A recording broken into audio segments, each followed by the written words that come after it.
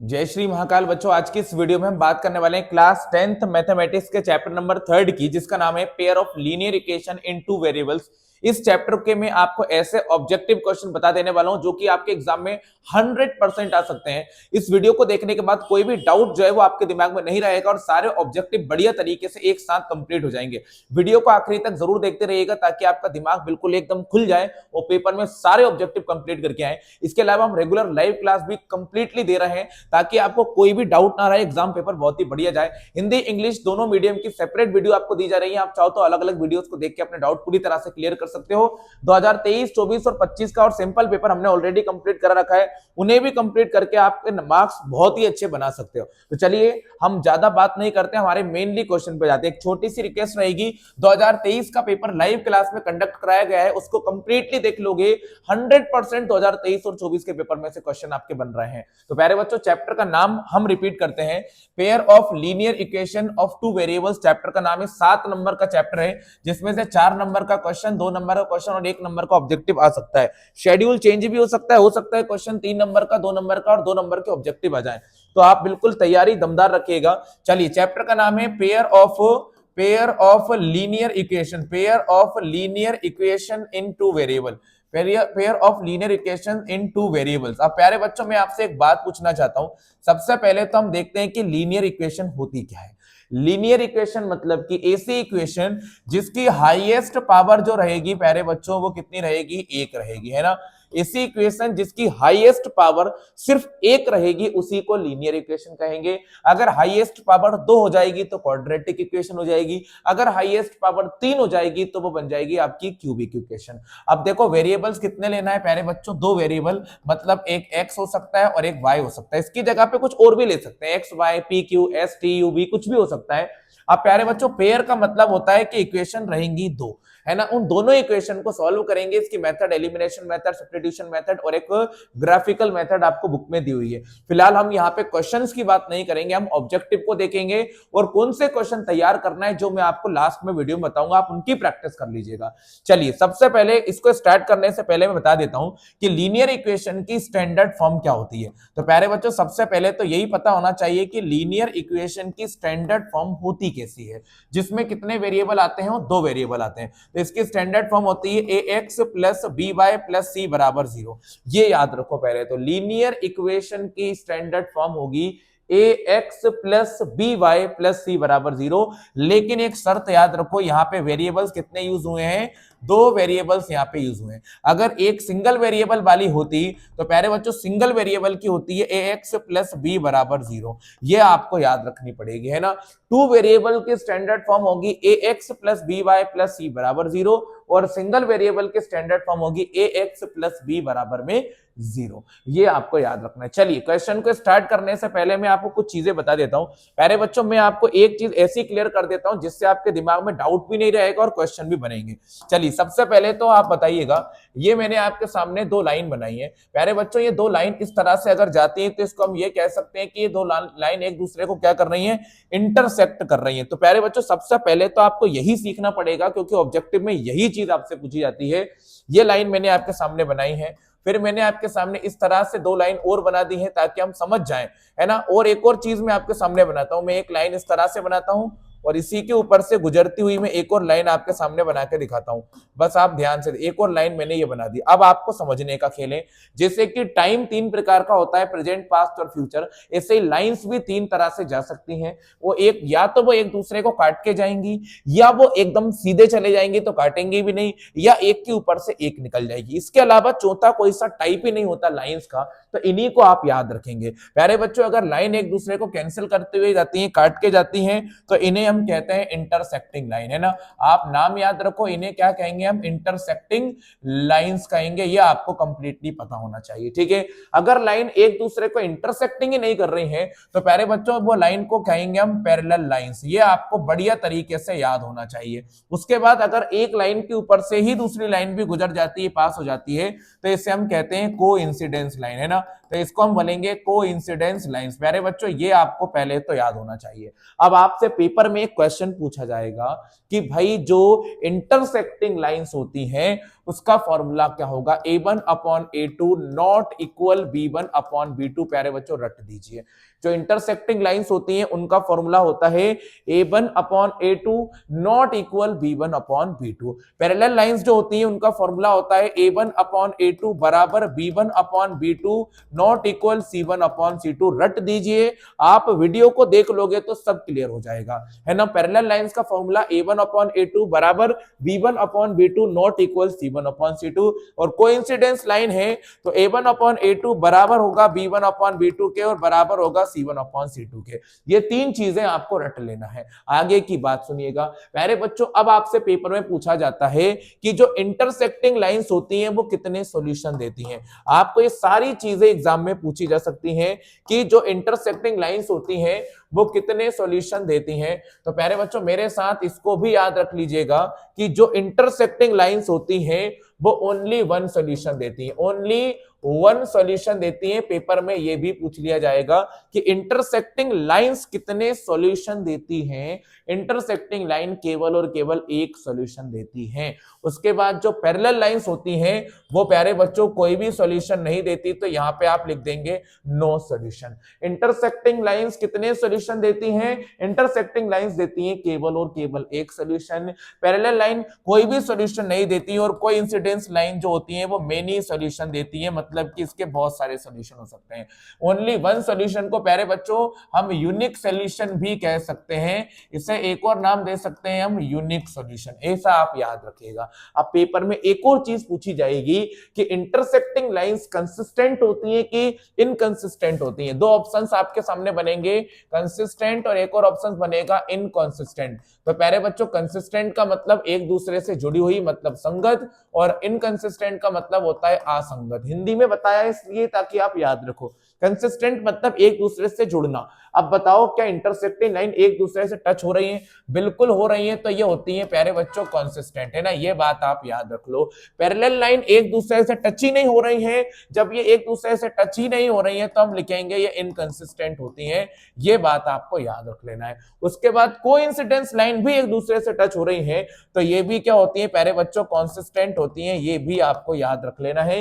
ये तीनों चीज बढ़िया तरीके से आप दिमाग में भर लीजिएगा। चलिए आगे की बातें मैं कंटिन्यू करूंगा, बिल्कुल ध्यान से देखिएगा। अब हम जाते हैं क्वेश्चंस पे। अगर आपने ये तीनों चीज समझ ली तो आपका काम अब हो गया। रिपीट कर दूंगा मैं थोड़ा थोड़ा आपके सामने ताकि आप याद रखो। पहला वाला फॉर्मूला बनाया था मैंने A1 upon A2 not equal B1 upon B2 का, है ना।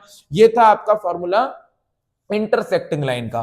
फिर मैंने बनाया था A1 अपॉन A2 बराबर B1 upon B2 not equal C1 upon C2। ये बनाया था मैंने पैरेलल लाइंस का। फिर A1 upon A2 equal B1 upon B2 equal C1 upon C2। ये बनाया था कोइंसिडेंस लाइन का। तो प्यारे बच्चों फर्स्ट नंबर पे आपसे पूछा है which is the equation of two variables. इनमें से कौन सी इक्वेशन है जो टू वेरिएबल वाली है और लीनियर इक्वेशन है। प्यारे बच्चों क्वेश्चन पूरा लिखता हूं, है ना। क्वेश्चन थोड़ा सा अधूरा छूट गया है, रिपीट करूंगा। Which is the equation of two variables of linear equation?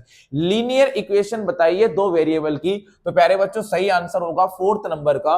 Fourth number में टू वेरिएबल भी है और लीनियर इक्वेशन भी है, पावर एक एक है। अगला क्वेश्चन, अब A1 upon A2 not equal B1 upon B2 किसका फॉर्मूला है। अभी बताया है A1 upon A2 not equal B1 upon B2 formula होता है यूनिक सॉल्यूशन का, मतलब कि ओनली वन सॉल्यूशन का, ठीक है ना।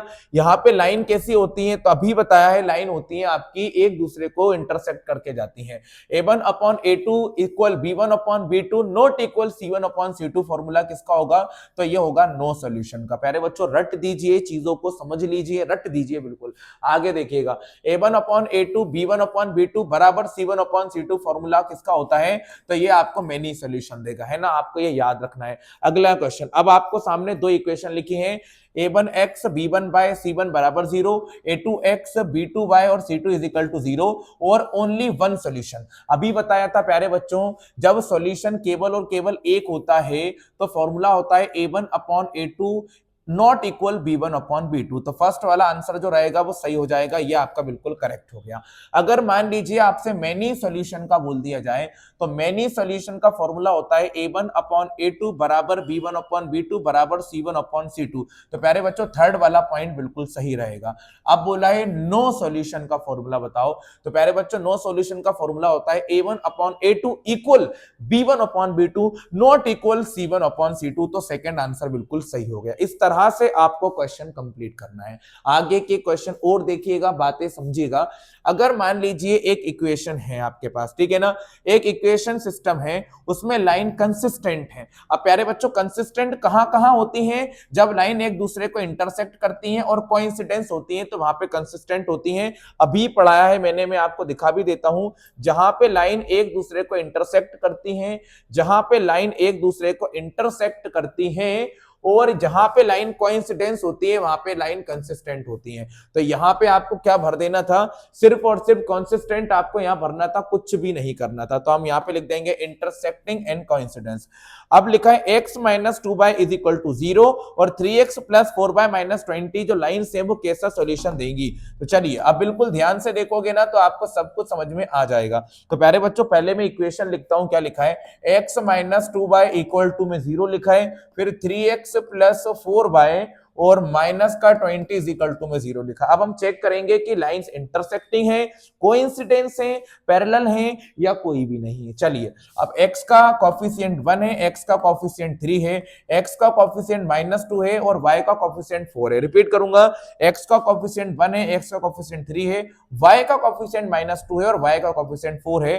तो ये तो हो गया 1/3 और ये माइनस तो लगे रहेगा और 2 1 जा 2 हो गया, 2 2 जा 4। अब बताओ ये पार्ट बराबर है क्या? तो प्यारे बच्चों ये बराबर नहीं है। और जब ये बराबर ही नहीं है तो लाइंस कैसी होंगी? जब ये बराबर ही नहीं है तो लाइंस होंगी इंटरसेक्टिंग। अभी बताया था इंटरसेक्टिंग लाइंस होती हैं जहां पे ये बराबर नहीं होते। अब आपसे एक रिक्वेस्ट रहेगी, इस क्वेश्चन को जल्दी से कमेंट सेक्शन में बताइए कि इसका आंसर क्या होगा। क्वेश्चन नंबर 10 का आंसर आप बताइएगा। अगला क्वेश्चन, अगर एक इक्वेशन है 2x प्लस 3y बराबर 5, x की वैल्यू 1 है। बिल्कुल ध्यान से देखिएगा, हमसे बोला है कि 2x प्लस 3y बराबर में 5 लिखा है, x की वैल्यू 1 रखेंगे। तो मैंने यहाँ पे x की वैल्यू 1 रख दी है, तो हमको y की वैल्यू निकालना है। तो 2 ऐसा ही कैसे रहेगा? 3y इज इक्वल टू में 5 हो जाएगा, 3y is equal to 5 minus 2 हो जाएगा, 3y इज इक्वल टू 3 आ जाएगा। तो y की वैल्यू 3/3 मतलब कि y की वैल्यू 1 आ जाएगी। तो प्यारे बच्चों यहाँ पे आपको y की वैल्यू लिखना थी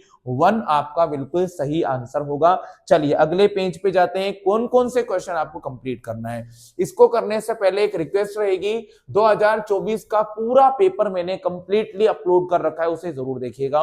उन क्वेश्चनों को करने के बाद आपके डाउट बिल्कुल क्लियर हो जाएंगे। एक्सरसाइज क्वेश्चन सारे सॉल्यूशन कराए हैं, 2 पार्ट में कराए हैं, आप जरूर देखिएगा। चलिए आगे के क्वेश्चन देखते हैं।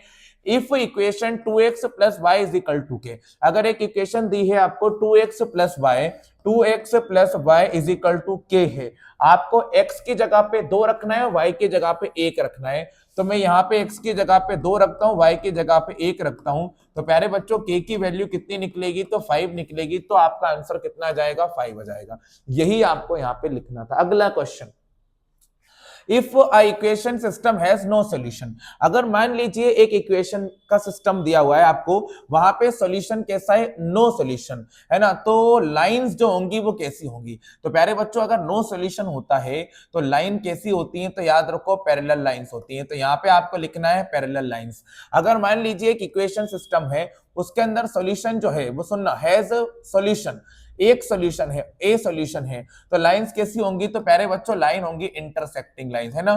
सॉल्यूशन है तो लाइंस कैसी होंगी? इंटरसेक्टिंग। अगर मेनी सॉल्यूशन लिखा होता तो मैं लिख देता यहाँ पे लाइंस होंगी कोइंसिडेंस, ठीक है ना।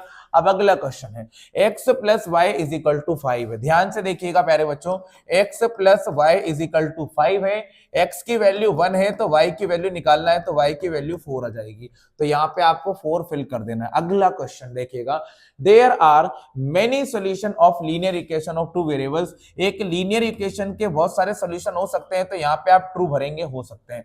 The highest power of linear equation is 2, linear equation की हाईएस्ट पावर 2 होती है, तो ये भी बिल्कुल सही है प्यारे बच्चों। नहीं है भाई साहब, लीनियर इक्वेशन की हाईएस्ट पावर 2 नहीं होती लाला, वो तो 1 होती है, तो यहाँ पे आप फॉल्स भर देंगे। अब बताइए कि ये स्टेटमेंट सही है प्यारे बच्चों, ये भी सही है, लेकिन इससे बिल्कुल प्रॉपर तरीके से ऐसा लिखा जाएगा, तो एग्जाम में ऐसा ही लिखा हुआ पूछेगा तो ट्रू लगा दीजिएगा। A linear equation solves a simple line, एक लीनियर इक्वेशन साधारण रेखा दिखाती है, तो ये भी बिल्कुल सही है। और फिफ्थ वाले का आंसर जल्दी से कमेंट में बताइए कि आप इसका आंसर क्या दे सकते हैं। चलिए अब हम बात जाते हैं डायरेक्टली वन वर्ड के ऊपर। Right the standard form of linear equation, linear equation की स्टैंडर्ड फॉर्म होती है ax plus by plus c बराबर 0, ये बिल्कुल सही है। अगर मान लीजिए आपको एक इक्वेशन दे रखा है y is equal to mx plus 3, एक इक्वेशन दे रखा है y is equal to mx plus 3, अब x की वैल्यू -2 पुट करना है और y की वैल्यू 5 पुट करना है, तो मैंने यहाँ पे x की वैल्यू -2 पुट कर दी, देखना है ना, y की वैल्यू 5 और x की वैल्यू -2 और 3 वैसा के वैसा, तो आंसर बनेगा 5 is equal to -2m plus 3, तो 5 में से 3 को माइनस करेंगे तो -2m बचेगा, यहाँ पे 2 बचेगा और -2 अपॉन में चले जाएगा, तो m का वैल्यू -1 आएगा, तो यहाँ पे आपको फिल कर देना था, -1 रहेगा m का value. If the equation has no solution, अगर किसी इक्वेशन का कोई सॉल्यूशन ही नहीं है तो वो कौन सी इक्वेशन कहलाती है, तो याद रखना इक्वेशन ऑफ पैरेलल लाइंस है ना, यहाँ लिखेंगे इक्वेशन ऑफ पैरेलल लाइंस। अगर किसी इक्वेशन का कोई भी सॉल्यूशन नहीं है तो वो कहलाती है equations of parallel lines. Parallel line क्या समीकरण, अगर किसी इक्वेशन का मेनी सॉल्यूशन है तो वो कहलाती है इक्वेशन ऑफ कोइंसिडेंस लाइन है ना, कोइंसिडेंस लाइंस वाला इक्वेशन वो कहलाता है। ये आपको कंप्लीटली बढ़िया तरीके से अच्छी तरह से कवर कर लेना है। चलिए आगे के क्वेश्चंस को और देखते हैं। अब मैं ऐसे क्वेश्चन आपको बताने वाला हूं जो आपके एग्जाम के लिए बहुत ज्यादा जरूरी है प्यारे बच्चों। अगर आप एलिमिनेशन मेथड की प्रैक्टिस कर रहे हो तो एक क्वेश्चन ये, एक क्वेश्चन ये और एक क्वेश्चन ये जरूर लगा के देखिएगा। इन तीनों क्वेश्चन की प्रैक्टिस अपने घर पे अच्छी तरह से कंप्लीट करिएगा। सॉल्यूशन नहीं है तो हमारे वीडियोस में देखिएगा, मिल जाएगा। इसके बाद आगे की बात करते हैं। सब्स्टिट्यूशन मेथड से एक ये क्वेश्चन कर लीजिएगा, सब्स्टिट्यूशन मेथड से एक ये क्वेश्चन कर लीजिएगा और सब्स्टिट्यूशन मेथड से एक ये क्वेश्चन कर लीजिएगा। ये 6 क्वेश्चन मैंने आपको बता दिए हैं। इसके बाद पेंसिल पेन वाला क्वेश्चन कर लीजिएगा, पेंसिल पेन वाले के बाद में स्टूडेंट्स वाला क्वेश्चन कर लीजिएगा। 8 क्वेश्चन बता दिए हैं। आगे कौन से क्वेश्चन करना है प्यारे बच्चों, हमारे स्पोकन इंग्लिश के बैचेस स्टार्ट होने वाले हैं, आप उन्हें भी ऑनलाइन और ऑफलाइन दोनों मोड में ज्वाइन कर सकते हैं प्यारे बच्चों। 8 के बाद में क्वेश्चन नंबर 9 बताता हूं। आप लोग पहले बच्चों इनकम वाला क्वेश्चन जरूर कीजिएगा है ना। एक बात सुनिएगा, 10 के बाद में क्वेश्चन नंबर 11 मिसिंग है, 1 मिनट रुकिएगा है ना। क्वेश्चन नंबर 10 के बाद में प्यारे बच्चों एक क्वेश्चन का एक टेबल छूट गया है, मैं उसको लेकर आता हूं, 1 मिनट रुकिएगा, अपन उसको यहाँ पे इंस्टॉल कर लेते हैं ना।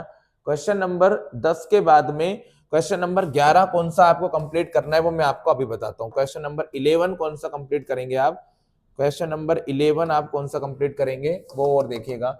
नए हो तो चैनल को सब्सक्राइब जरूर कीजिएगा, बिल्कुल जरूरी काम है प्यारे बच्चों, ये आपको कंप्लीट करना ही है। चलिए इसके क्वेश्चन और देख लेते हैं कौन से आपको कंप्लीट कर लेना है। बिल्कुल ध्यान से देखते रहिएगा, इत्मीनान से देखते रहिएगा। क्वेश्चन नंबर 10 के बाद में क्वेश्चन नंबर 11 से स्टार्ट करते हैं ना, बिल्कुल ध्यान से देखिएगा। मैंने आपको कितने क्वेश्चन कंप्लीट करा दिए हैं, तो मैंने आपको जो सॉल्व करने वाले क्वेश्चन है वो मैंने आपको 8 तक के बता दिए हैं प्यारे बच्चों। 8 के बाद आप देखिएगा इस क्वेश्चन को जरूर कीजिएगा बिल्कुल ध्यान से। A coach of a cricket team वाला 100% इंपॉर्टेंट क्वेश्चन है। A coach of a cricket team वाला मोस्ट इंपॉर्टेंट क्वेश्चन है प्यारे बच्चों, अच्छी तरह से कंप्लीट कर लीजिएगा।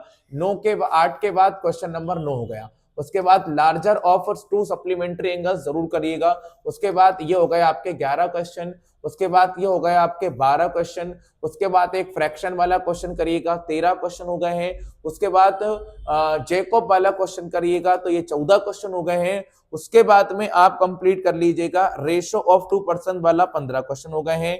मीना वाला क्वेश्चन कर लीजिएगा, 16 क्वेश्चन हो जाएंगे। 16 क्वेश्चन के बाद में आप इतने क्वेश्चन कंप्लीट करोगे तो काम आपका हो जाएगा। ये क्वेश्चन आपको लगाने ही पड़ेंगे प्यारे बच्चों, 100% आपको इन 16 क्वेश्चनों की प्रैक्टिस बढ़िया तरीके से कंप्लीट कर लेना है। सॉल्यूशन नहीं है तो प्लेलिस्ट में जाइए, आपको सॉल्यूशन मिल जाएगा। चैनल पे नए हैं तो चैनल को सब्सक्राइब जरूर कीजिएगा। जय श्री महाकाल, मिलते हैं हम अगले चैप्टर की वीडियो में।